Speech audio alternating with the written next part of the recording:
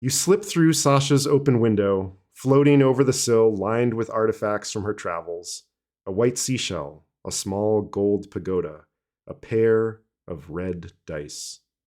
Her harp is in one corner with its small wood stool.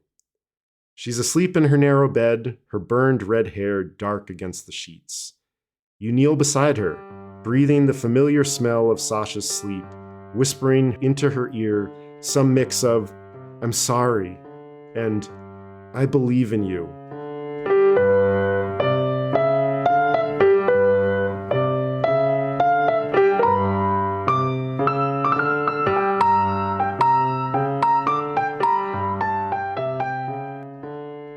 So all this snow and the worst cold stayed to the west of the Appalachian range. So I believe the coldest it got here was about maybe -1 or something like that. So mild for this particular bomb cyclone or Arctic cyclone or whatever it's called. Yeah, what is it? Atmospheric river, that's one of them. Atmospheric river, bomb cyclone, Arctic blast. No. Arctic vortex, I believe. Polar vortex. Polar vortex, Arctic blast. You know what these are? Band names? No, these are Gatorade flavored. They're totally Gatorade flavored. And now try new Arctic blast. Atmospheric river. It's August and you're playing football in the Crimson Tide Stadium in Alabama. The only thing that can cool your thirst? Arctic blast. And like in the background, there's like a bunch of like babes playing chainsaws as if they're guitars. Yeah, babes playing chainsaws. Wearing like booty shorts made out of like logging pants. and then like Patagonia foul weather gear on top. This is brilliant. This reminds me of a recurring upper middlebrow segment that I was going to pitch to you as a new idea. We can discuss it more properly at another time. But it's movies that should have been made, which was kind of inspired by Reservoir Royale, which is a texting chain you and I had yesterday. Where Such a good texting chain. I was listening to the Zodiac episode, and there's a moment where you refer to Daniel Craig being tortured by Michael Madsen. Which, like, listener, the actor who plays Le Chiffre is Mads Mikkelsen. I do this all the time. It's a similar name, yeah. But I'm just imagining the torture scene from Reservoir, because you remember they wanted James Bond to be more kind of dark and like serious. It was a reboot, right? So it's just like, and you just imagine like, what if Mads Mikkelsen had like sliced Daniel Craig's ear off in that scene instead of merely abusing his genitals with a towel. Which is a pretty rough scene. It was already pretty rough, yeah. By a really strange interlude in all of Bond, which I refer to as the towel convalescence scene. That is exactly what you were comparing. I don't know if you remember this, but you were carrying Taylor's Time in the White Mountains to the towel convalescence. It was not a kind comparison. No, right? I hate that section. Like, Casino Royale is one of those like strange creations where for 2/3 of the movie it's doing exactly what you want it to, and then it's like the directors are like, you know what this movie needs? It needs to be a romance novel. And you're like, with like a weird, strange, emotionally over the top ending. I still think of that as a new movie. It probably came out in 2007 or something. I'm like, that's like the new James Bond. Like, because I still think of kind of Pierce Brosnan as sort of the new James Bond, but I'm like, well, Daniel Craig's the new James Bond. I'm just gonna fade this digression out. We talked about this for like nearly another half hour, and it's funny. But you're here for a visit from the Goon Squad Part 2, so we'll get to that soon. We might post this digression as a bonus episode at some point, so look for that. We did propose a new movie written by Benjamin Payne and directed by Ryan Johnson called Glasses Out, a sideways mystery, which I think is a brilliant idea. Yeah, a story for another time. while I have you here, I want to tell you about a podcast you might enjoy. It's called Big Campaign Stories or Big Campaign Podcast, and it is a real play podcast. That means you're listening to people play a role-playing game. Honestly, I was not sure I would be into that. Chris is more the RPG guy, but I found this really fun to listen to. I remember when I played D&D as a teenager, I remember being really obsessed with leveling up and getting treasure and trying to win the quest. And these players are actually really committed to character development. So it feels like you're watching a good improv troupe. It's set in a kind of Snow Crash-like world. In fact, they say it's inspired by Snow Crash, and of course we're big fans of Neil Stephenson's Snow Crash. It's the first book we talked about on Upper Middlebrow. But in this particular scenario, there's also magic, there's some non-human species as well, and the Game Master Jeff is really great at world building and has a super fun presentation style. So I just enjoy listening to this kind of structured improv theater. I think it would be a great podcast if you were on a long road trip and wanted some company. These guys feel like friends pretty quickly. You can search for Big Campaign Stories in your podcast app, or you could go to www.bigcampaign.com/podcast. So now let's get back to a gizzet from the Goon Squad. Sorry, Jen. Yeah, let's dive into a recap. Okay, so I'll start us off with, I will say, I at one point had a physical copy of this book from the library, but I had to give it back. So I've only really listened to this book. And I tried to listen to some of the chapters twice. So I may be a little bit less prepared for this than others, but I think you'll make up for that. But yeah, I'm definitely, I'm like, can we just keep talking about this book? So chapter 7, which is called A to B, the narrator is Stephanie, who is Benny's wife, and this is set maybe just a couple years before the opening chapters, because they're still married, and they're kind of freshly divorced by the kind of first two chapters. But in the early chapter, Chris, the son, is still a kid, and he's a kid in this, so it's within 3 to 5 years, I think, of our opening chapter. Yeah, he's I think he's 11 or 12 in the opening chapter, and I think he's 7 here. So yeah, okay. I mean, he's still a kid. Yeah, so that sounds about right. And Stephanie and Benny have joined a very waspy country club where Benny's slightly brown skin, being, I believe, Mexican-American, even though he strikes me as being kind of culturally rather assimilated into the broad American culture. Like he doesn't talk with an obvious accent or anything like that. But just the fact that he has slightly dark skin and a Latin-sounding name apparently leads to some weird looks and other microaggressions. Stephanie's the narrator of this chapter. Both she and Benny have mixed feelings about the country club, but Stephanie finds that she really likes playing tennis with a frenemy.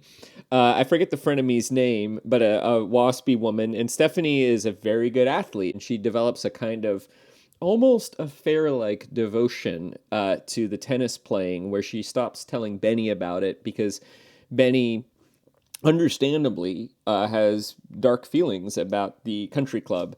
So she'll make up excuses to do work-related things that are sort of true, but maybe the work thing's happening at 2 and she'll leave at 11, so she has time to go play some tennis.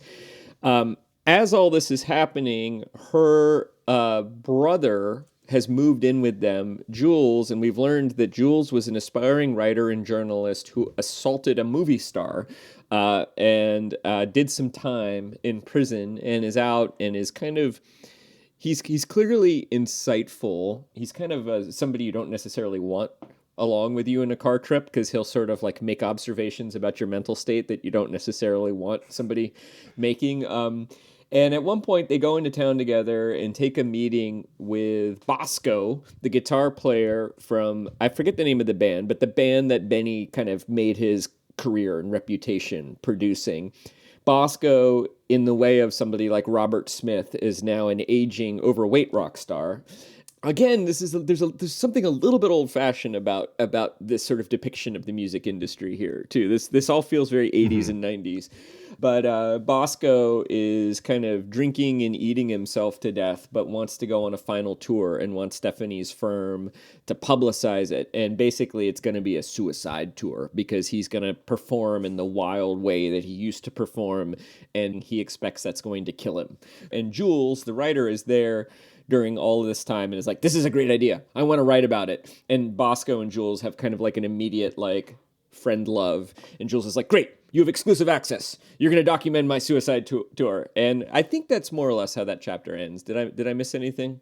And the moment of racism that he experiences is a sort of thuggish, foolish, white conservative man at the country club when discussing 9/11 and possible Al-Qaeda operatives in New York, keeps kind of like motioning towards, like with his eyes with his head, towards Benny. Which is like triply stupid. Yeah, it's like, it's so over the top dumb that you begin to believe it. So basically the idea that Benny's slight brown complexion makes him look sort of Middle Eastern. And of course, Middle Easterners must be suspect of terrorism in the post 9/11 world. The other thing I forgot, the very last thing that happens in the chapter is Stephanie discovers that Benny is having an affair with her tennis partner, which we don't know, but is probably the precipitating event of their eventual divorce. Chapter 8, one of my favorite chapters of the book, is called Selling the General.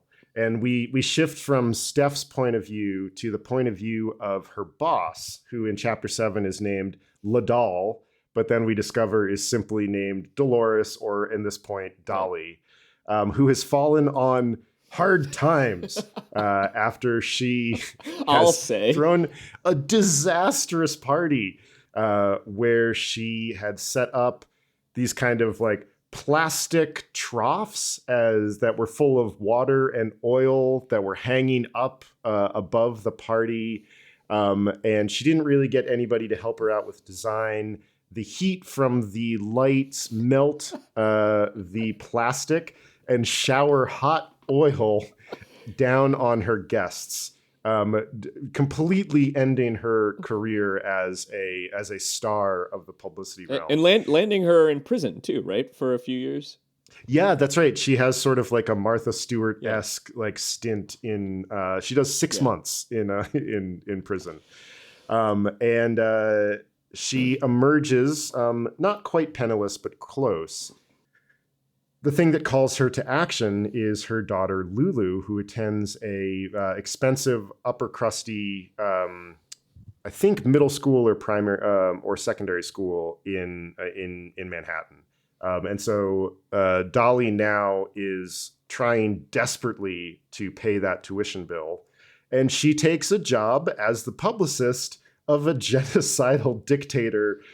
I think in South America, from the depictions of it, I can tell or Africa, doing. Or Asia. Yeah, the sort of archetypal, like sort of a Pinochet type. Yeah, she has taken up the job of trying to publicize and make popular the general, who is a terrible, terrible person.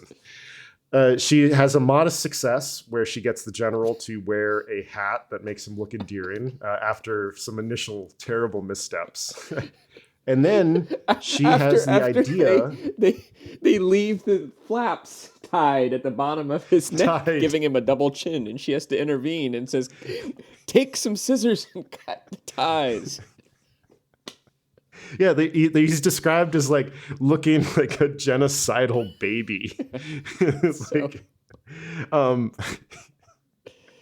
absurd. Her next idea is to to humanize the general by connecting him with a kind of affable American movie star.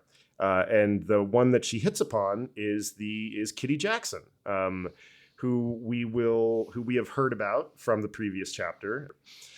Dolly is able to get Kitty to agree because Kitty is kind of also out of options. The two of them and Dolly's daughter, Lulu, all fly to the general's location. Kitty and the general are introduced. At first, it is going off marvelously. Kitty kind of transforms herself into the perfect film love interest ingenue that she's supposed to do. Dolly imagines that her life is going to get back on track. And then Kitty goes off script and begins asking the general what he does with all of the people that he has killed in his genocide. Kitty is taken away into the general's compound. And things seem like they're really going to turn out badly, but they don't. Kitty Jackson somehow manages to like win the general over. Photographers show up at the general's compound. And basically the paparazzi saved the day, right? Like that the fact that the paparazzi are there compels the general to show Kitty in good health, and then they take photos of them, and then the general sort of enjoys the fact now that the photos are being taken of him with this movie star, and becomes very sanguine about the whole thing. Yeah, and Dolly gets a wonderful lump sum payment, kind of like getting her the nut that she needs to leave to support herself, and she and Lulu leave New York. So we'll move on. The next one is 40-minute lunch. Another, I think, tour de force chapter. You come to realize this is Jules' interview with Kitty about 10 years before the events of the prior chapter, and a couple years before the events of the prior chapter. This is the incident where Jules is interviewing Kitty and assaults her. It's written as Jules' article, and Jules as a journalist is sort of like a combination of David Foster Wallace, Hunter Thompson, and a psychopath. So it's this exquisitely described kind of blow-by-blow account of Jules and Kitty having lunch, and he does this sort of meta-journalism thing where for the audience he narrates his efforts to try to get her to open up so he can get a good story, and also shares details about his failing, crumbling life and his divorce and other things like that. I mean, clearly with the footnotes, I feel like it's pretty obvious to me that it's a kind of loving satire of David Foster Wallace's journalistic style from about this era, but without Wallace's general kindness towards the world. This guy is a kind of self-hating troll. He tries a number of conversational gambits to kind of try to anger her, throw her off her guard. And in order to gain a little bit of time, he invites her for a walk in Central Park, and then gets her to genuinely open up with a kind of random question about horses. And it turns out that Kitty actually really likes horses and starts talking about horses. And then in a moment where I don't know if he confuses her interest in horses with interest in him, or he's just overwhelmed by his desire for this very beautiful person, sexually assaults her. And she defends herself with a pocket knife, successfully ending the assault, and he is arrested and sent to prison, where he's composing this article, and then issues a footnote about how he thinks crimes like this could be prevented in the future, involving essentially surveillance of people who walk in parks. I mean, the voice of the chapter is lovely, and I'm not doing it justice. It's absolutely brilliantly voiced in the character of Jules. No, I think you are doing it justice. I think in your description of its sort of its influences, spot on. Like that, it does have that very freewheeling, self-referential, very intelligent. And you're right. Like Jules does hate himself, and it feels like the reason that he assaults Kitty. Because there's this moment where he says that she's actually quite boring. And that you realize through the progress of this chapter that Kitty Jackson is simply a vessel for American idolatry, to sort of project its wishes and desires upon her. And that she is actually a real person, but that is kind of being ignored by the world, which is Jules. Like, it gives some idea of... And Jules, and Jules, in the a monstrous act of projection, tries to literally project himself onto her, and it's also one of the more uncomfortable chapters to read. Yeah, it's not fun. Do you want to give us the next chapter? Yeah. Chapter 10 is called Out of Body. And this is the chapter that every time I read this book, maybe I don't cry, but holy shit, I get very close. sad. It is so heartbreaking. It's the only chapter that is written in second person. We're in the narration of Sasha's fake college boyfriend, Rob. We're back to Sasha, who I'm not sure. Sasha is definitely close to one of the main characters of the book. Yeah, but in Sasha the way that and Benny Egan sort of form the twin spines of the book. Yeah. The two towers, the two as towers. they were. Sort I'm of just like, which one is Manhattan geology with like Tolkien all of a sudden. Well, sort of famously, nobody knows which two towers the Tolkien book, The Two Towers, is about, because there are like 8 towers in that book. Yeah, you're like, is it Minas Tirith? Is it Is it Mordor? Is it Orthanc? Yeah, like, right. So many. It should be called the 8 Towers, but so we're in Rob's narration, and basically this is a chapter in which Rob, who is closeted, we get the strong impression that he is gay. Sort of Ripley-esque too, kind of angrily closeted. Yeah, totally. He's very attracted to Sasha's real boyfriend named Drew. And over the course of the chapter, we learn that Rob has recently tried to kill himself. And Sasha had visited him in his hospital room and kind of like crawled into his hospital bed and is like, you really can't do this again. They're very close. Yeah. And Rob and Sasha and Drew go out to a conduits show where Sasha meets Benny Salazar, her future boss. And Rob and Drew have taken some ecstasy. Yeah. Sasha, in that way of, I think all of us can remember those evenings when our friends and us were perhaps on different drug arcs. or emotional arcs. Yeah. But Sasha kind of is like, all right, I'm gonna go to this party. I think there's an opportunity here with Benny Salazar professionally, and she heads off to do that. And Rob and Drew kind of have a Ulysses-esque evening at different clubs and bars. Another one of their friends, Bix, who is kind of a Mark Zuckerbergian future tech figure. He describes email to them. Yes, like, exactly. In the future, we'll be able to send letters on our computers to one another. And Bix, fun side note, is a main force in the follow-up novel, The Candy House, where he has come up with something called the Affinity Charm. Rob finally kind of confesses his affection for Drew. Drew, who we know is a sportsman and a swimmer, decides to jump into I think it's the East River. Yeah, and I think they were somewhere in the vicinity of the Williamsburg Bridge, or no, the Manhattan Bridge. Yep. That's right, because they describe looking south towards the Brooklyn Bridge, and it looks like a harp, the instrument that Sasha plays. Rob decides to get in the water as well, and is quickly kind of caught by a current and swept away.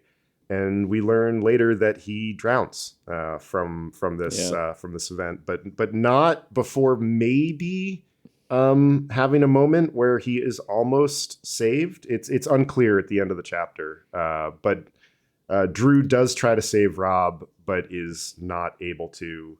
We learn that later. That the chapter ends ambiguously. Yeah. And do you want to take us into chapter 11?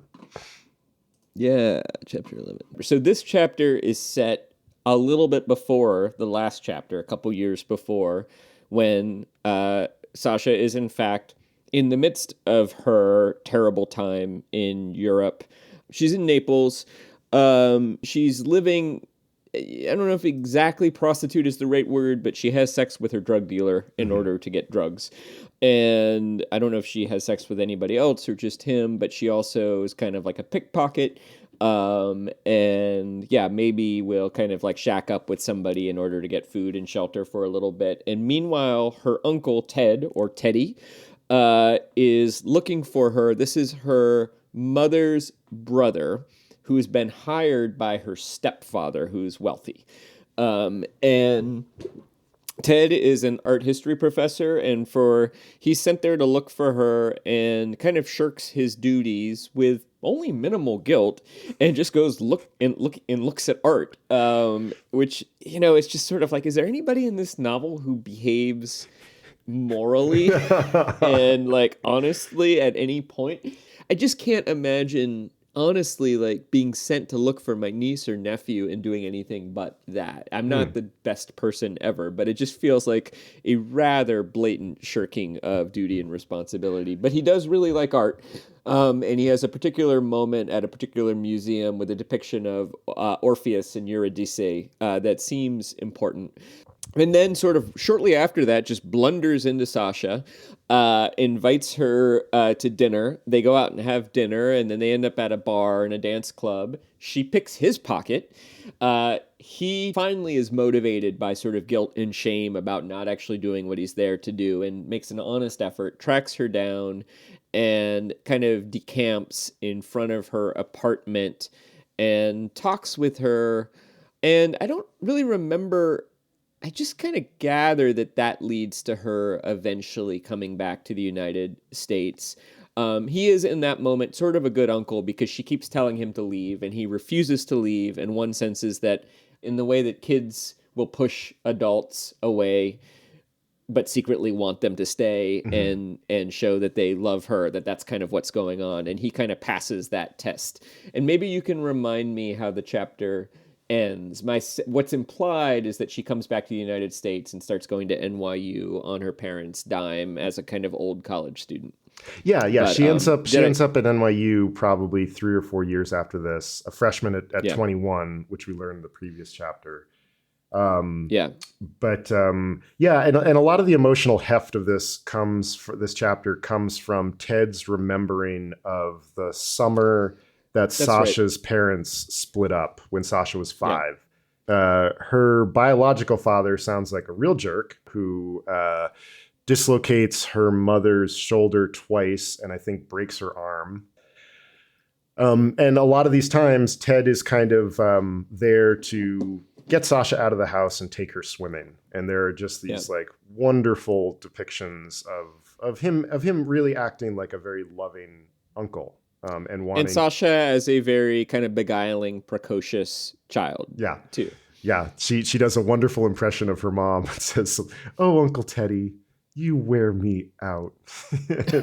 But yeah, the chapter ends with a big expositional but beautiful section where on another day, more than 20 years after this one, after Sasha had gone to college and settled in New York, after she'd reconnected on Facebook with her college boyfriend and married late when Beth had nearly given up hope, and had 2 children, one of whom was slightly autistic, when she was like anyone, with a life that worried and electrified and overwhelmed her, Ted, long divorced, a grandfather, would visit Sasha at home in the California desert. He would step through a living room strewn with the flotsam of her young kids and watch the western sun blaze through a sliding glass door. And for an instant, he would remember Naples, sitting with Sasha in her tiny room, the jolt of surprise and delight he'd felt when the sun finally dropped into the center of her window and was captured inside her circle of wire. Yeah, that's right. I remember that. I had sort of placed that in the next chapter, since the next chapter is sort of set in the present of that description. But, well, and then do you want to do the next chapter? Sure. The next chapter, a famous chapter, because I think when this book came out, the thing that people would run up to me saying would, like, students and other teachers at the school where I was teaching would come up to me and be like, "There's a chapter in this book that's a PowerPoint presentation." And, like, until I read it, I was like, how is that possible? That's funny because that doesn't seem particularly more innovative or strange than a chapter in second person to me now. But maybe at the time that was unusual, or it seemed very innovative. But it is from the point of view of Sasha's daughter, Allie. We're not sure if this is the one who might be slightly autistic or her other child, Lincoln. I would guess it's Lincoln, based on the fixation with rock and roll pauses. But Allie also has her own fixations. Yes. She sure does, yeah. And this is the section of the novel where this idea of the present starts to get a little confusing. But we're in the latest time frame we will achieve in this book, which I think is around 2020. I think that's right. Yeah, we could call this the future. Yeah. Or we could call it the second present, the new present. The new present. I like that. And what this PowerPoint presentation is essentially about is about Allie, the daughter, examining her family, and mostly her brother Lincoln's obsession with pauses in rock and roll music. And he catalogs them and thinks about them, and mostly confuses his dad, Drew, who is like a sort of good Samaritan doctor. Drew is a blandly good dude. He lacks the excitingness of the other characters, but also is just a pretty good guy. Maybe he's the one person in this book that he might be. I mean, he does make a few parenting mistakes, but then he immediately feels bad about them and apologizes. Yeah, that parenting mistake is the climax of this chapter, where Drew, sort of frustrated with and not understanding Lincoln's obsession with pauses, he kind of blows up at Lincoln, and Sasha does the exposing of this for us here. That really what Lincoln is trying to do is to communicate with his dad and tell him that he loves him and that he carries around a fear of the end. Sasha tells us a rock and roll pause is a very tiny near-death experience. Yeah. And Drew, hearing Sasha explain this to him, realizes this, tries to reconcile with Lincoln, is mostly successful, and then takes Allie on a walk in the desert. And we see one of the first ways that this particular future is dealing with the changes in the Earth's climate, that huge swaths of the desert have been turned into solar panels. And they're out there when all of the solar panels sort of move as one to track the movement of the moon. And it's a very unsettling and strange moment. And it's sort of a dreamscape or a wonderland for a little bit. I found it to be a very sweet chapter. Yeah. Too. Allie's point of view, I mean, their family has some mild dysfunctions, but you're basically seeing the most stable, loving, fortunate version of a family in that chapter, more or less, that we're going to see in this book, except for maybe the one that we encounter in the next chapter. Take us home. Pure language. And so good old Alex, Sasha's one-night stand from the first chapter, reappears in the last chapter. Very, very cyclical version of time. He's in his late 30s, early 40s. He's a dad. And I forget exactly how he's been making his living, but he wants to get into the music industry, and he wants to mix for Benny Salazar. We learned that Benny Salazar has had a hilarious career rejuvenation brought about. He's fired from Salazar's records because he gets tired of sort of the commercialization of the music industry. And to symbolize this, has a meeting where he serves the executives in the record cow pies as a metaphor for what he thinks that they are offering the wider audience. He gets fired, but then there's this new era of streaming music, it's funny because we're now more or less in the time that Jennifer Egan is projecting to, and she's off, but she's not that far off. There's this funny music where little kids using devices, what they call handsets, but we would now call tablets and phones, are basically using something like Spotify to buy music, inspiring, and they, for whatever reason, they have access to their parents' finances, and this is inspiring musicians to remix their music with kind of like baby talk added to it. And so you have some musicians who are having kind of like a revival, and in the midst of this, they're trying to finally turn good old Scotty Hausman, the slide guitarist and Benny's high school best friend, into a rock star. And Scotty has a few kid songs that he's written and performs that are kind of popular.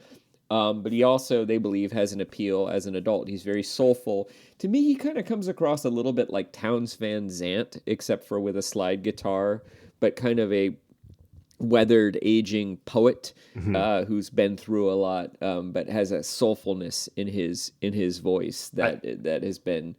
I thought of your observation long ago that Randy Newman, Bruce Springsteen, and Tom Waits orbit the same star, but in like a triangular format. I thought of Randy Newman as kind of like with maybe a little more edge to him for Scotty Houseman. Yeah, I mean, he doesn't really. Somebody who plays slide guitar and sings doesn't really exist in the kind of rock and roll world. But yeah, I could see that. Yeah, he is in that. So those three, by the way, were all referred to as the New Dylans, along with John Prine. And this was a music industry thing that all the A&R people were looking for the next Dylan, and at various times, Bruce Springsteen, Randy Newman. Did I say Leonard Cohen or Tom Waits? Tom Waits, Bruce Springsteen, and Randy Newman. Yeah. Yeah, we're all sort of kind of lumped in as possible new Dylans. And of course, they all prove to be the original versions of themselves as opposed to new Dylans in a wonderful way. So they're trying to promote this concert, and rather than being hired to mix music, Benny offers Alex a job as the anonymous captain of a blind team, which are marketing terms that Lulu, who's now in graduate school, knows about. Alex thinks he's just kind of invented this marketing scheme on his own, which is basically he's going to reach out to a lot of his friends who are social media influencers and pay them to say something good about Scotty Houseman's concert that's upcoming, but in a way that is not understood to be a paid promotion. So it's secretly paid content, which is, devious and unethical. And Alex knows it's devious and unethical, but he also wants to impress Benny Salazar and make some money. So he goes along with it. He has a young daughter. He has this meeting with Lulu where they have a really weird conversation about this marketing tactic, and he's got his baby with him, and Lulu eventually becomes exhausted by all this talking and just starts texting him or teeing him, as she says, because that's much easier. Pure, what does she say? Pure information. So Alex starts a texting relationship with Lulu, and at one point observes that the sort of baby talk he can use with his 2-year-old also works perfectly well as texts to this, 24-year-old graduate student who prefers texting to talk. And they pull it off. They successfully get a pretty big audience at this concert for Scotty Houseman. Scotty has a panic attack at the last minute, and Benny enlists Alex to sort of physically force him to perform. Alex gets kneed in the gonads, but then Lulu's sort of charm and the fact that he's a young woman, and a kind of an echo of the kind of flirty relationship that Scotty had with Sasha in an earlier chapter. Scotty is sort of charmed by Lulu and allows Lulu to lead him out onto the stage, where he sings first his child hits that the kids like, and then stands up and starts playing his real music. And it's a wildly successful concert, and it makes Scotty Houseman a star, and it revives Benny Salazar, and we assume it brings about good things for Alex as well, since he participated, and for Lulu. And it's a weird, similar to Selling the General, these people behave kind of unethically and badly and yet manage to sort of forge some sort of success. And then there's a funny moment where, again, Alex is trying to make a relationship with Benny and mentions Sasha, and that sends Benny down memory lane, and he remembers he really liked Sasha, but he had to fire her because she stole things. And they go to her old apartment, which they both remember, and try to find her, but she's not there. Right? Fiend. Did I forget anything? We get some details about the world. Basically, the world is a surveillance state. There are military choppers that hover overhead all the time. Oh yeah, you can't use a stroller because it would hamper rapid evacuation. The concert takes place in the Footprint, which is the memorial for the Twin Towers. Apparently, the world has warmed enough that it will be in the 70s and 80s in January. And the ocean has risen enough that New York City is kind of hemmed in by a wall that keeps the ocean at bay. And there's a scene where people go up on the wall to get a glimpse of the sunset, which is something that doesn't happen too much anymore because they now live in a city that is, ringed by a very tall wall. A lot of the marketing terms that they throw around seem to also have been picked up by that the Jules Jones chapter where he talks about quantum particle physics, about spooky particles that are able to speak to each other at large distances. That's real. Yeah. That's all real. Yeah. Well, and that chapter is written in the 90s, but yeah, it seems Jules is presaging all of this. It seems like, yeah. And that's like sort of the mechanism upon which a lot of these like marketing schemes function. With these sort of unknown teams that are connected to each other in a quantum manner. A quantum network. And it seems to also indicate that our metaphor of virality for the spread of information is inaccurate. That in fact, when something goes what we used to call viral, it's actually spreading much more quickly than that. That it's instantaneous. Quick timeout. I need to plug in my phone because that's what I'm running my Wi-Fi off of at the moment. And sounds great. I'll refill my coffee. Oh, perfect.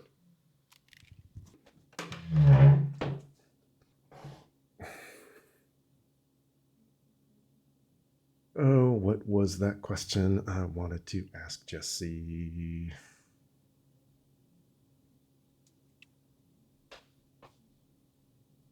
I have apricots. Oh, nice. Don't eat too many of those. You'll get real farty. 12. You'll get the farts, to be sure. So many farts. You'll create a tempest in your bowels. Tasty, but fibrous. It'll be like the passes to get to Canada from Oregon and Washington. All plugged up. Plugged up with wind everywhere and blowing liquids and solids. Oh, gross. Upper middle brow. Lower brow. Lower brow.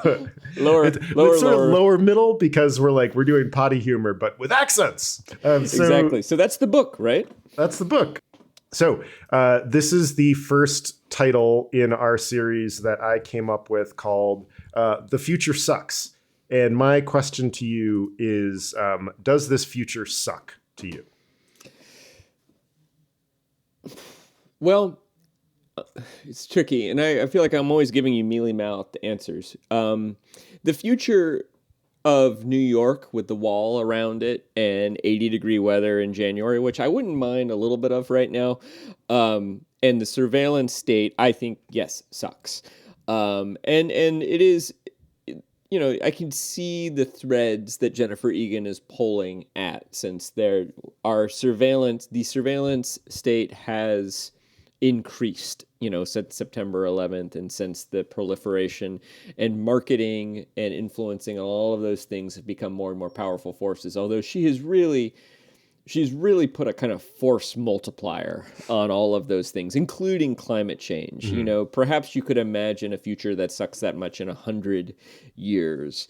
That part of the future sucks, although oddly, most of these characters are much happier in the future and I don't know if it's through simple maturity or through other forces, have achieved a kind of equilibrium, have let go of some psychological problems, have become more comfortable with themselves, have overcome some challenges. And one of the questions I wondered last time was, if time is the Goon Squad, and if time is a ravager, which is what we see in the first chapter, are we ever going to see time the healer or time the maturer? And I think we do get a little bit of that in the last two chapters. Mm-hmm. And so even though the external future sucks, the future of these characters is actually a bit brighter than one might expect from the first side or first half of the novel. What do you think? Yeah. This particular world of the last few chapters, it doesn't seem like a great place, and is, I hope, one that we're not headed for. But there's a moment in the last chapter when Alex and Benny go, looking for Sasha's apartment, and Alex sort of wonders what's happened, and Benny just says you grew up. Like we all grew up. Yeah, I think you're right. The way that you talked about like the first half of the book feels like Time the Ravager. And it maybe it's not Time the Healer, but like, I don't know, sort of like Time the accepted the accepted force that propels our life forward for better or for worse. There's not like a nice Ravager, or there's no nice epithet for that. Bosco, we learn in a very quick sentence, turns out okay. You know? And what is he doing? I don't remember. What is he doing? He's a dairy farmer, parlaying his love of ice cream, I imagine. That's right. Of course. Yeah. But that's a great thing for Bosco to be doing. And he doesn't die. He doesn't have a suicide tour. It's wonderful. No, yeah. He turns out all right. I would say that, Sasha is about as happy as you could imagine the character that we have met all this time being in her her middle age, right? I think she's about 45 when we meet her in the last chapter, and things have turned out as well for Sasha as they possibly could. And actually, I have a question about that. I'll ask you in a little bit, but actually, you know what? I'll ask you that right now. Awesome. So Benny turns out okay. He seems to be doing pretty well. Scotty has this moment of triumph at the end. You know, certainly time does ravage these characters, but as ravaged as they all were midway through the book, they all kind of end up in a better place at the end of side B than they were at the end of side A. And you read that exposition bit at the end of chapter 11, where we learn that Sasha marries, and then we get the chapter with the PowerPoint presentation narrated by her daughter, who seems like a pretty precocious, sort of a lot like Sasha is described by Uncle Teddy, a kind of bright sort of young woman or kid. Do you feel like there's enough of an explanation for Sasha's arriving at a relatively happy place at the end of the novel, offered by the novel? That's a good question. So this is one of those questions where I need to separate my projections from like what I hope for myself and for the world, from what I hope for the characters in this book. Because I would like to believe that things do in fact turn out for the best eventually. And that's not something that we layer on top of bad outcomes and just sort of say like, oh yeah, the things turned out for the best anyway. I really do hope and believe that things will turn out for the best. I think the reason that I believe in that transformation is that we learn so much about Sasha. We learn so much about. I do think that she and Benny share the spotlight of the Twin Towers, but we sort of learn more about Sasha's emotional interior, and she has had a tough go of it, and it's not been easy. But there's this moment in the end of the chapter where Rob dies, where he imagines saying to Sasha, "I believe in you," which is the same thing that Sasha reads on the scrap of paper in Alex's wallet in chapter 1, which she finds at that point in her life a little naive and a little sad and embarrassing. And I think that Sasha does finally sort of alchemize all of this heartbreak into something beautiful and worthwhile. She's really making that happen with her art, which apparently is, she calls them found objects, the title of the first chapter. So she's sort of taken her magpie's impulse and transformed it into art. And I buy it. I think I buy it because Egan has done such a masterful job of showing us all the adversity that Sasha has had without kind of rubbing our faces in it. She's not sort of like, look at how hard this character has it. It's done effectively and in very careful ways. And yeah, I do believe in the transformation. And she's also given us enough time. And I think Drew's presence, like you said, Drew is like the sort of bland, good guy that maybe helps kind of complete Sasha the way that as she's sitting in that apartment in Naples, the sort of sun drops into that little wireframe that she has set up. God damn it. Because like, I feel like our podcast is better when one of us gets to be the heel. And I went into that being like, no, it's not earned. There's no indication that things are going to turn out well for Sasha. But God damn it, I think you're right. I think I buy it too. And I'm pissed because I wanted to have something to poke Jennifer Egan about. I want to puncture the myth of the genius Jennifer Egan. But I think two things you said that really resonate. To me, this book reminds me a little bit of Richard Linklater's work. Slacker, for one, and especially Boyhood, and using time as a substitute for plot. We see somebody in A, and we see somebody in B, and we don't necessarily see what happened in between, but we fill in the detail. And this novel is very much doing that. And is it legit for a novelist to substitute hope for plot? Because like you, I do think we see enough of Sasha's interior life to know that she is a gentle, generous person in her heart. So when she's stealing things, she's overcome with guilt. And in that very first chapter, we see a moment where the guilt wins and she gives the object back because she has enough compassion for this person who she really could harm quite a bit by taking their wallet when they need it, at a moment where they most need it. Sure, that woman would probably survive that, but it would ruin her life for the next couple of weeks, and she gives it back. And you have that moment when she crawls into the bed with Rob or Bobby. And you have that moment where she sits there with her uncle and watches the sun. And I think kind of like Boyhood, you're getting these little glimpses of that which is in Sasha, which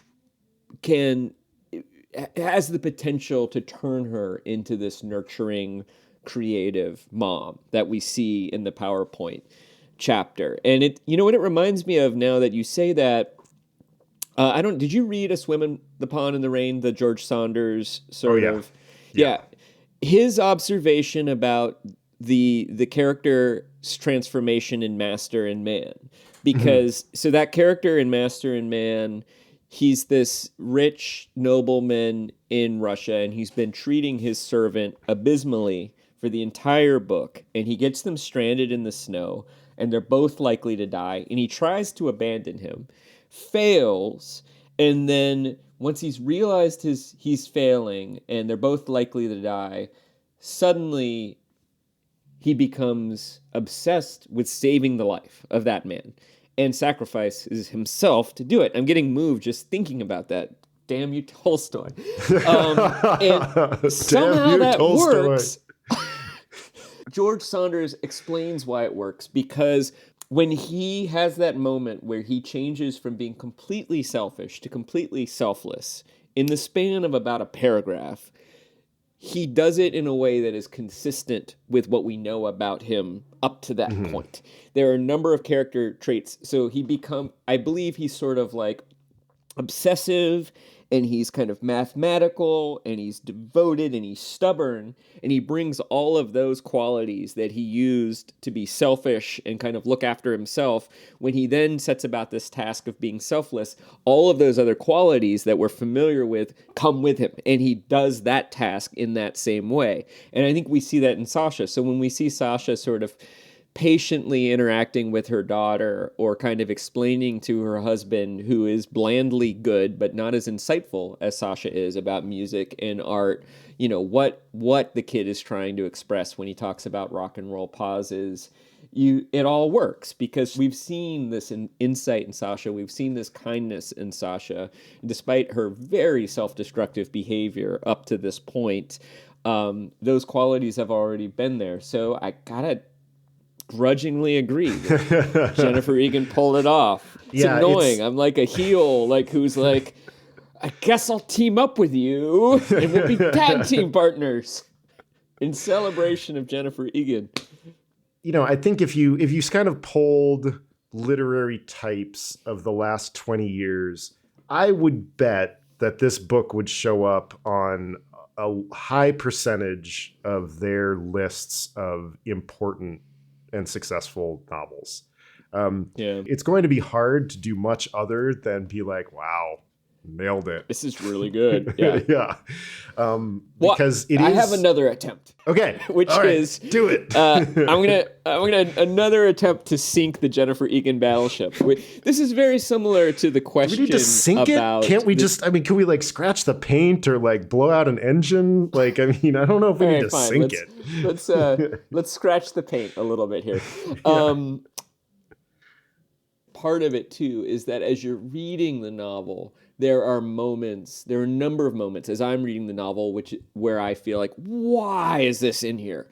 Mm-hmm. Why are we doing? And I come to suspect, like, Jennifer Egan, are you just showing off? Are you just showing us that you can write a whole chapter in second person and another one in PowerPoint? Are you just naming it side A and side B to show off, like, your willingness and ability to experiment with great facility with literary convention? Because there's a lot of that.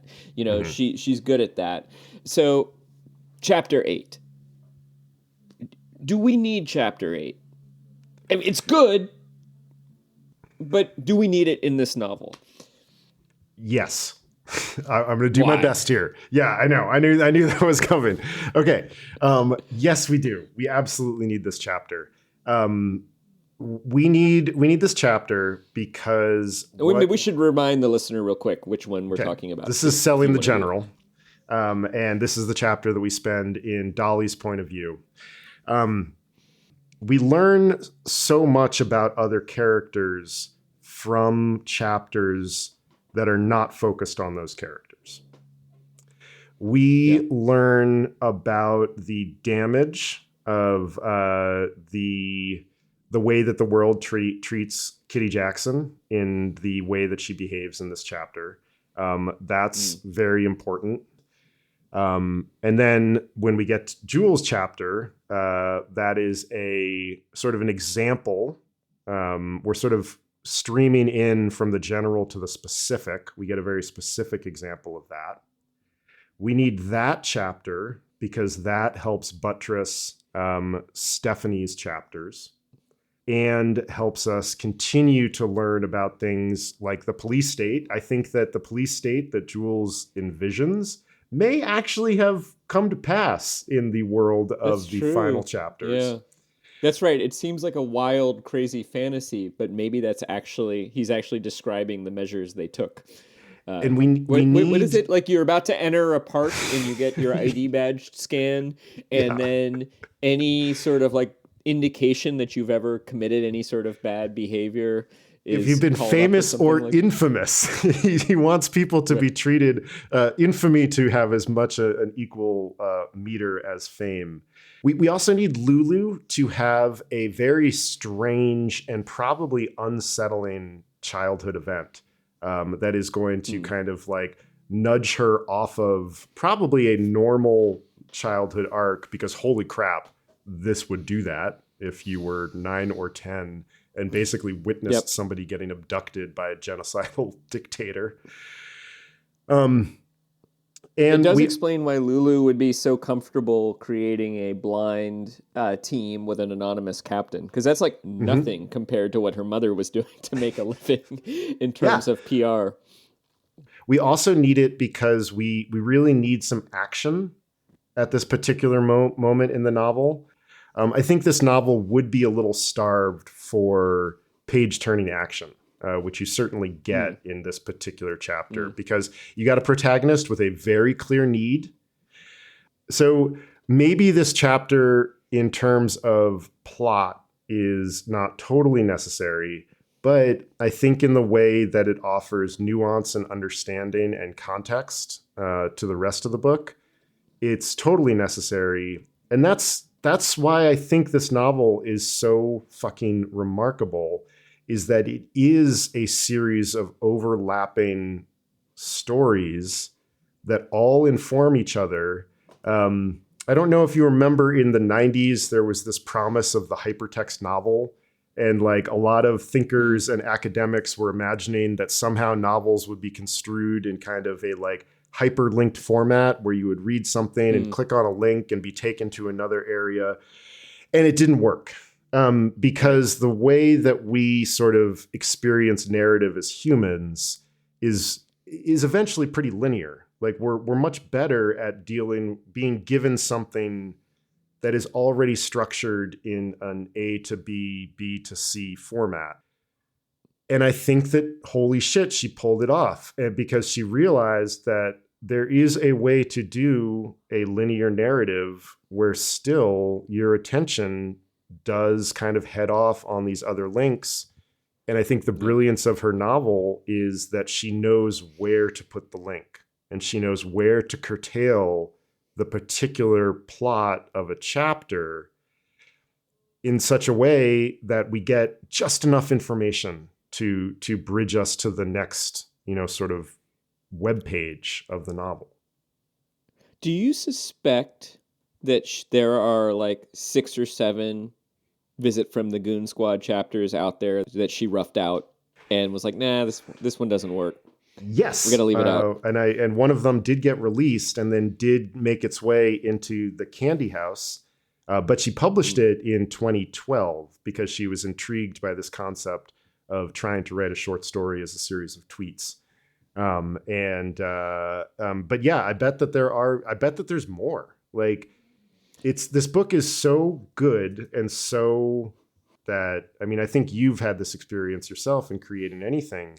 Whenever you make something good, there is like 90% of the other stuff that you made that ends up on the cutting room floor, or insert your metaphor about, shaping statues out of rock or whatnot.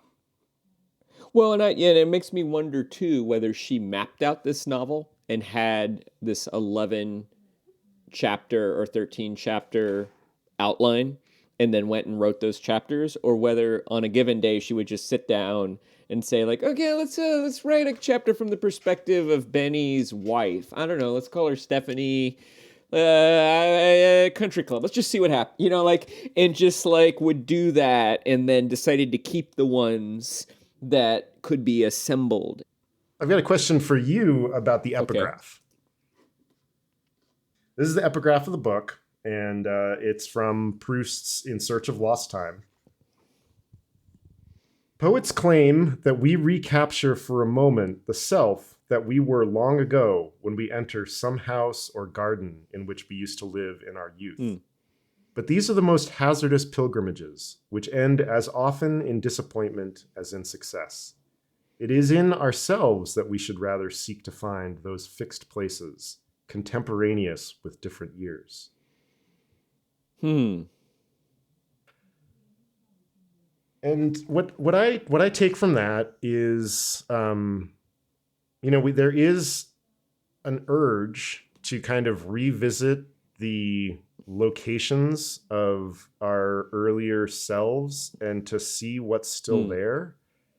And I know that for me, that just like Proust says, those moments have usually ended in disappointment. I'm thinking of kind of returning to New York City after leaving there, going back to the restaurant where I worked in New York City, revisiting the school in Vermont where I taught for a few years. And I was wondering if you have had that similar experience in any way, and does considering this epigraph kind of change your experience of this book?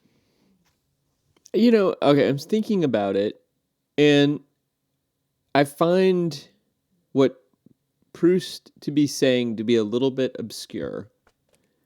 And I can't tell if what he's saying is, don't seek to know yourself by visiting places that are redolent, because that redolence you experience in those places is some kind of nostalgia.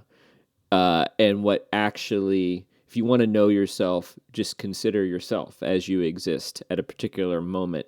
So a warning against nostalgia, and maybe even a warning against memory in self-construction. Or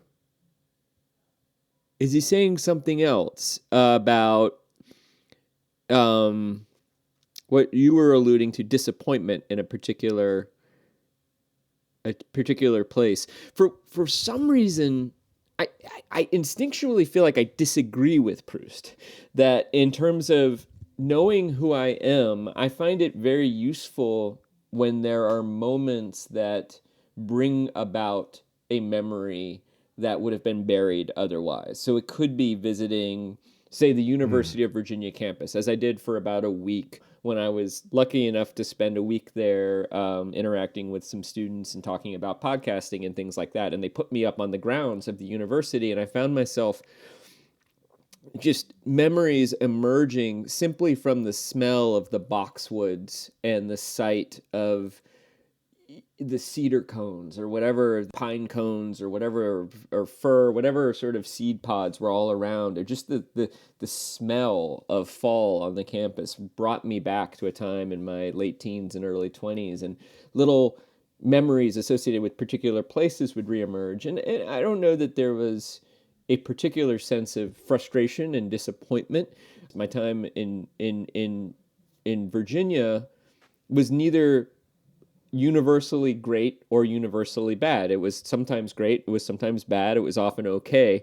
New York might be different because I had a rough time in New York for about 6 months, and I haven't necessarily recently wandered through, although a few years later I came back and I was delighted to discover that I still knew the best bike lanes to take to get across Brooklyn.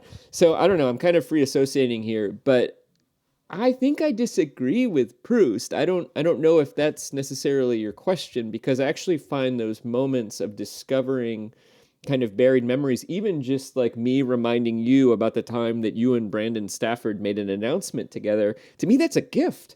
It's like a little moment of your life back and a little bit of a reminder who you are. And I would imagine that in a tiny micro way that your sense of being Chris Bagg is slightly made more whole, remembering that you have a slightly richer view of yourself in that moment. So I don't entirely agree. You and I both gave, I don't know, Cryptonomicon, what, like a B minus, C plus or something like that. We didn't actually give it a grade, but somewhere in there. But that moment where Enoch Root and Randy are in the jail together, and Enoch Root is asking Randy, how did you recognize me when you heard my voice after we had been emailing all this time? And Randy sort of ponders it. And Enoch Root has this hypothesis that there was some, I forget what he called it, like a root. I don't remember if the term for it, but it was almost something like, it was almost arcane, like the soul or the self. That there is something familiar about the Enoch Root that's speaking to Randy in the cell, the Enoch Root that's talking to Randy on the phone, and the Enoch Root that's emailing Randy, such that he can recognize that that is the same person somehow. And I think that Jennifer Egan is assembling these characters the same way, right? We're getting a half hour of their lives here, or 6 hours of their lives there, spread out over 20, 30, 40 years. And you assemble those into these linear arcs, and notice that one of the first things you and I instinctively do is create a timeline for these characters. We give them years. We sort of figure out, oh, Sasha must have been about 19 then, and she was 22 then, and now she's married. She's probably about 45. We're constructing that more traditional novel. But the other thing we're doing is we're constructing a person. And it does seem to me that maybe that epigraph is getting at that idea somehow, that we assemble a person together from memory and from glimpses. But I don't know. I just dribbled a lot of stuff out for you. So maybe I'll shut up for a little bit and hear what you have to say. No, I love that. I love that answer. I also love that you ended up in a very Proustian place talking about the smells of the University of Virginia campus. But instead of a little tray of French cookies, it's seed pods that are the things that take you spiraling back through memory. Yeah, it's an interesting epigraph, because I think I kind of think it's actually sort of clumsier than like the rest of the book. Yeah, it seems misapplied a little bit. It almost seems to undermine what Egan's doing here. I think what he's trying to make is a distinction between physical location and emotional location. And I think that you're getting at more the truth of the emotional location. And I think that's what Egan is trying to do as well. And I think it gets recapitulated in the last chapter of the book when Alex and Benny like hatch this completely harebrained, and they know it's stupid idea to like go to Sasha's old apartment and ring the bell. And both of them are like, maybe it's her.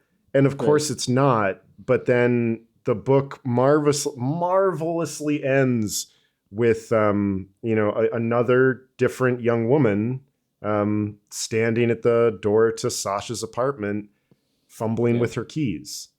And it's, it's a metaphor that flirts a little bit with the too much. Like it gets a little close to being like, oh, it's a little too neat. But it works, like, because this whole book is about fumbling. I took that very much as like another future victim of the Goon Squad, right? Like here's this young woman, just waiting to kind of be ravaged by time, in the way that we've seen Sasha be ravaged and the other characters be ravaged. And New York feels that way too, right? Like just the endless parade of talented young people who come to New York sort of wide-eyed and full of ambitions and hopes, and most of them end up being put through some kind of meat grinder or another, even if they end up okay on the other side of that meat grinder. And I think that's what the epigraph is doing. It's sort of trying to, and it's another feature of like Egan's kind of mastery, where, she starts and ends the book in the same place, with an epigraph about like the caution of going to the physical location. Oh, that's true. In search of the emotional things that you're looking for. Yeah. I mean, literally. Don't go looking for Sasha in her old apartment. She's not there anymore. She's in the California desert. It's very literal. Right. She's happy in the California desert. And I do hope it's a hopeful ending, but once again, that is Chris Bagg, the wary optimist, who's and I guess one of maybe a question that I would put to you right now. I mentioned in Boyhood. Did I say this earlier? I'm sorry if I said this earlier. That in Boyhood, time is substituted for plot. At the end of this novel, hope is substituted for plot, and I'm wondering, like, can you get away with that? At first, I'm like, that's cheating. Because I want Sasha to be happy doesn't mean that you have like created the necessary conditions of her happiness. But is it cheating? Hope is real. Hope is real, and the reason why it works is that we believe in Sasha as a real complicated person. This wouldn't work if we were in more sort of archetypal fiction or lesser fiction, where the work hadn't been done to imagine the characters, these characters. Well, and maybe it's the master and man insight too, which is that she does change, but she changes in a way that is consistent with what we know about her. Right, consistent as suggested by the author, which is, I think, the reason why it's good enough is that all of these things are suggestions that we pick up as we read. Yeah. I really want to read this passage at the end of chapter 10 because I think I think it's the emotional center of the book. In sort of thinking about Sasha, like this might be the moment where she does begin to maybe it's the bottom. This is the chapter that is from Rob's second person point of view and is Sasha in college with her roommates and boyfriends and people like that. Yep. And it's the very end of the chapter, and Rob and Drew have gone swimming in the East River. And Rob has suddenly realized that he has probably literally gotten in over his head. Help! Drew! As you flail, knowing you're not supposed to panic, panicking will drain your strength. Your mind pulls away as it does so easily, so often, without your even noticing sometimes, leaving Robert Freeman Jr. to manage the current alone, while you withdraw to the broader landscape, the water and buildings and streets, the avenues like endless hallways, your dorm full of sleeping students, the air thick with their communal breath. You slip through Sasha's open window, floating over the sill lined with artifacts from her travels, a white seashell, a small gold pagoda, a pair of red dice. Her harp is in one corner with its small wood stool. She's asleep in her narrow bed, her burned red hair dark against the sheets. You kneel beside her, breathing the familiar smell of Sasha's sleep, whispering her into her ear some mix of, "I'm sorry," and "I believe in you," and "I'll always be near you, protecting you," and "I will never leave you. I'll be curled around your heart for the rest of your life," until the water pressing my shoulders and my chest crushes me awake, and I hear Sasha screaming into my face, "Fight! Fight! Fight!"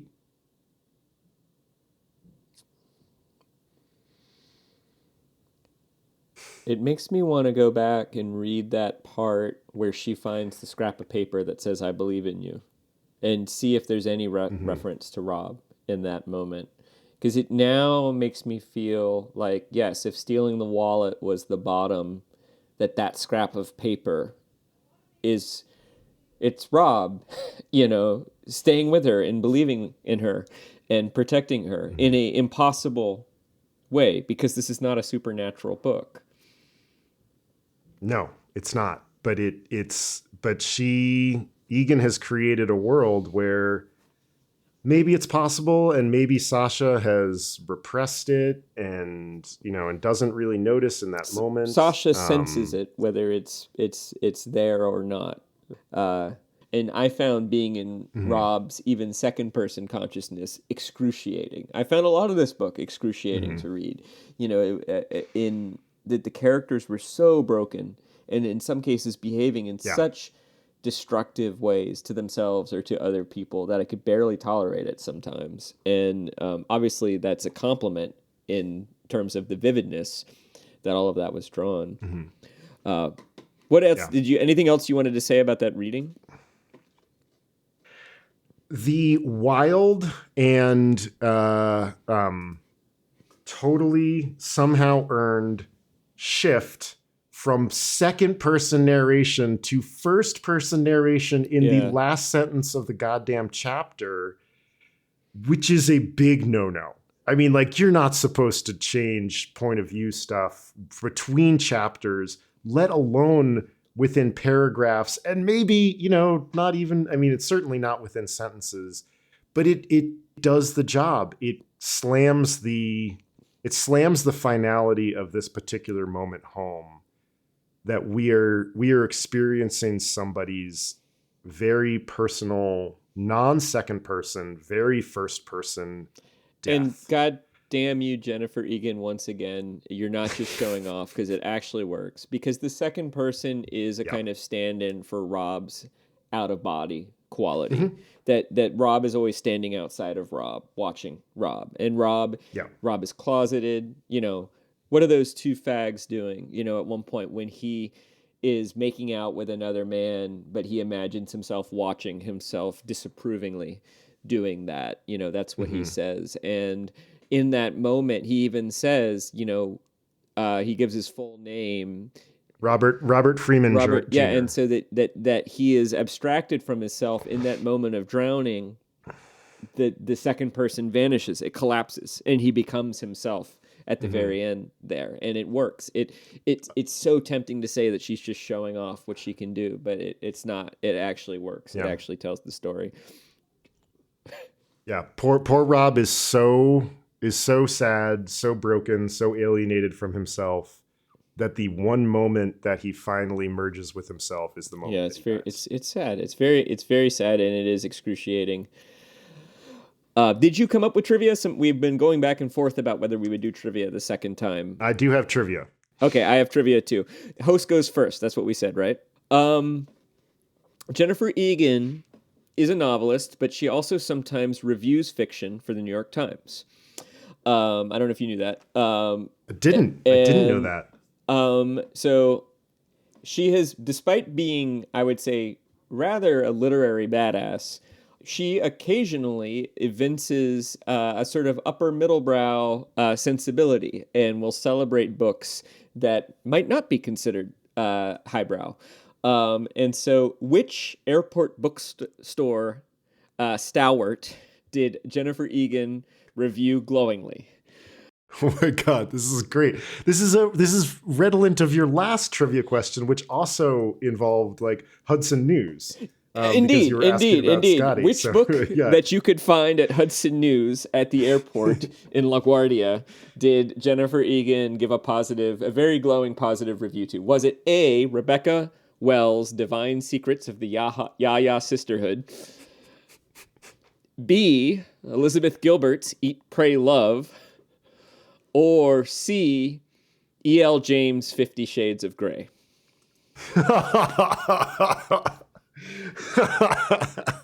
Awesome. Oh my God. What oh wow. You have picked I'm gonna toss out 50 Shades of Grey. I think you have included that as like very tempting host bait. Let's see if Bagg can resist this.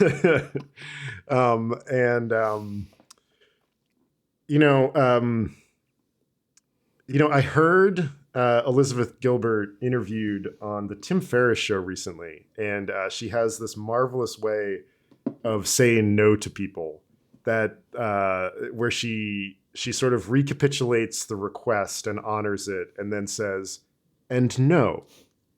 And so it's like an inversion of yes and it's and no. Because of that, I recognize a little bit of the same kind of thinkerly qualities between her and maybe Egan. I'm going to go with Eat, Pray, Love. Absolutely right. Yeah. And hooray!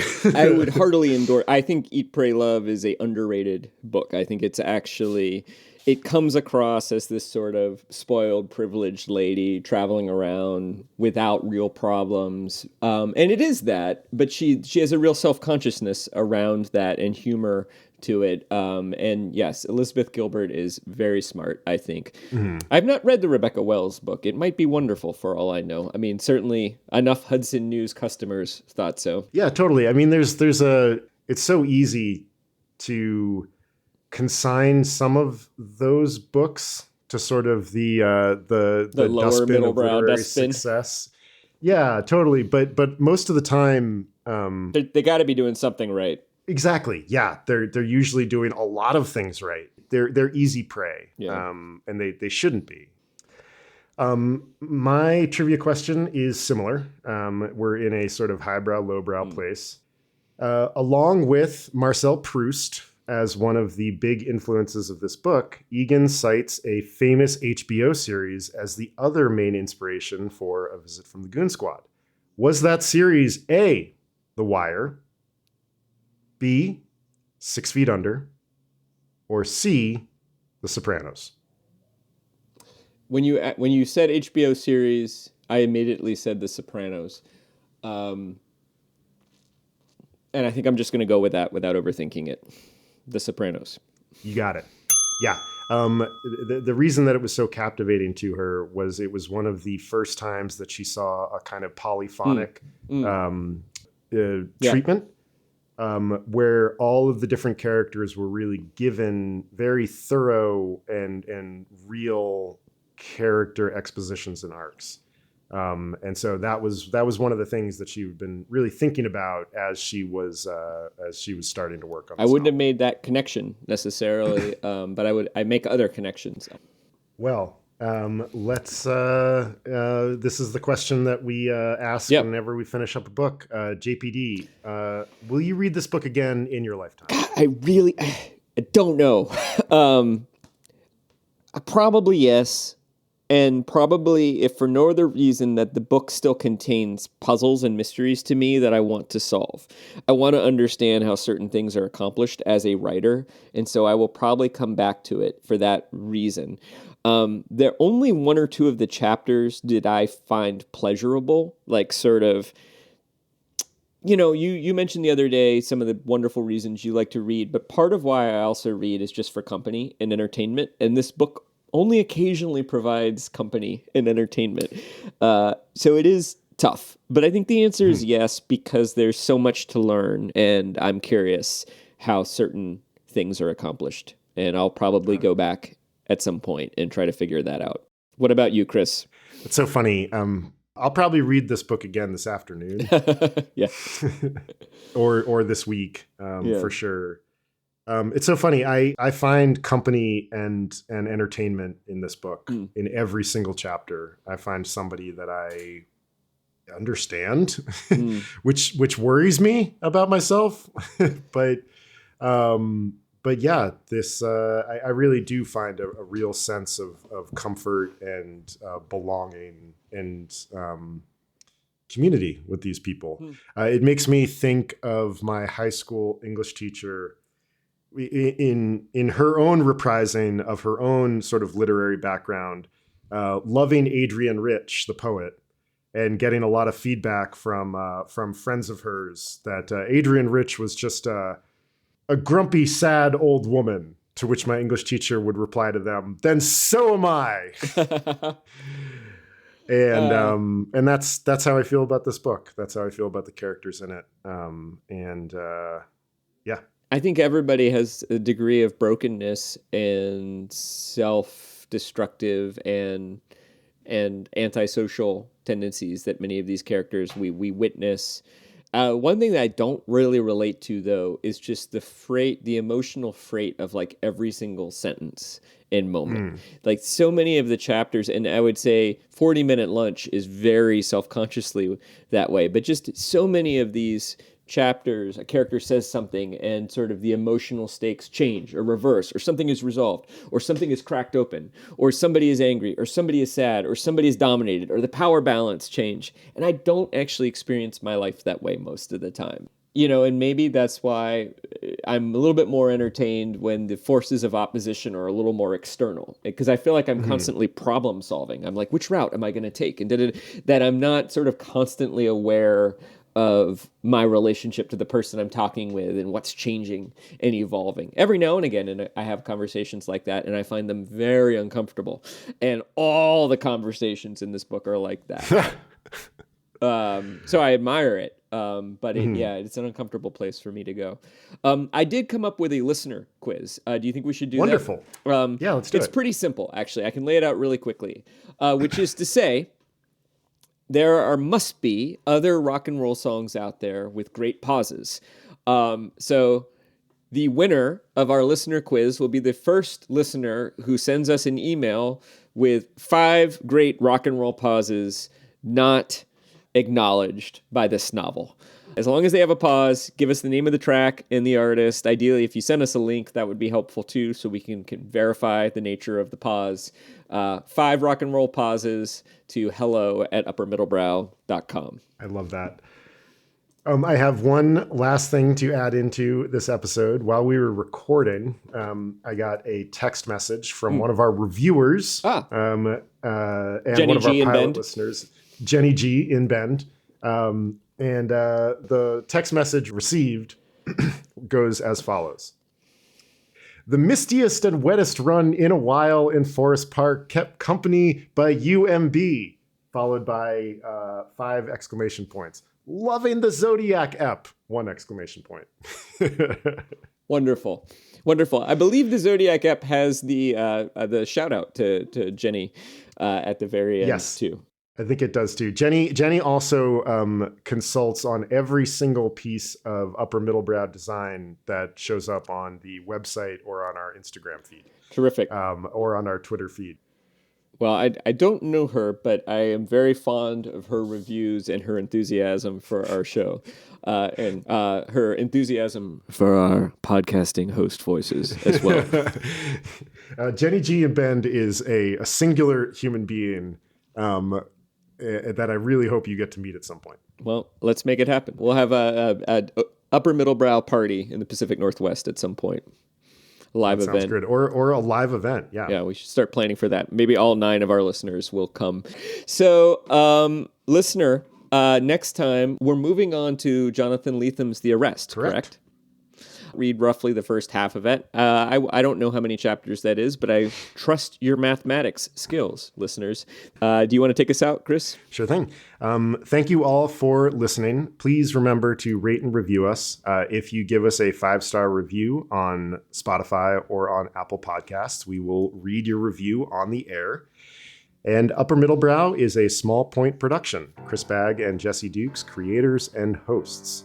Music from Ben Pajak and Jesse Dukes. Design and website by Chris Bagg. You can learn more about us at uppermiddlebrow.com. Such great design! Really good website! Yay! If Jenny were in fact here, she would just be in the background going, Chris Bagg! Wonderful. Which is how she always greets me. Wonderful, wonderful.